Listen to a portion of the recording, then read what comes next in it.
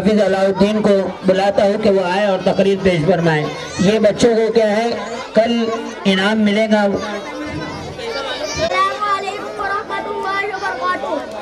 نحمده ونصلی علی رسول الکریم، اما بعد، اعوذ باللہ من الشیطان الرجیم، بسم اللہ الرحمن الرحیم۔ میری تقریر کا عنوان ہے عید الاضحیٰ۔ عید الاضحیٰ مسلمانوں کا عظیم الشان تہوار ہے جس میں وہ خوشی سے قربانی کرتے ہیں، جس میں قربانی کرنا شعائر اسلام میں سے ہے، جس کا حکم قرآن و حدیث میں دیا گیا ہے۔ جو شخص قربانی کے ایام میں صاحب حیثیت ہو اس پر قربانی کرنا واجب ہے۔ قربانی کے اخلاص ہے خالص اللہ سے اور اس سے ثواب لینے کے لیے قربانی کرے۔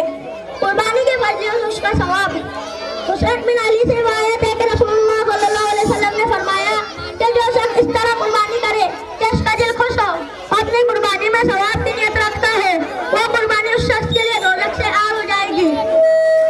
حضرت عائشہ رضی اللہ تعالیٰ سے روایت ہے کہ رسول اللہ صلی اللہ علیہ وسلم نے ارشاد فرمایا کہ قربانی کے دن آدمی کا کوئی عمل اللہ تعالیٰ کے نزدیک قربانی کرنے سے زیادہ پیارا نہیں۔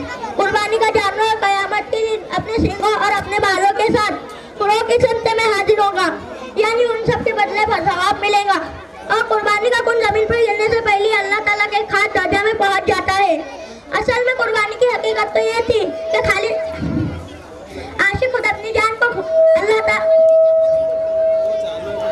تعالیٰ کے حضور میں پیش کرتا، مگر اللہ تعالیٰ کی رحمت دیکھیے ان کو یہ گوارا نہ ہوا، اس لیے حکم دیا کہ تم جانور ذبح کر دو، ہم یہ سمجھیں گے کہ تم نے اپنے آپ کو قربان کر دیا۔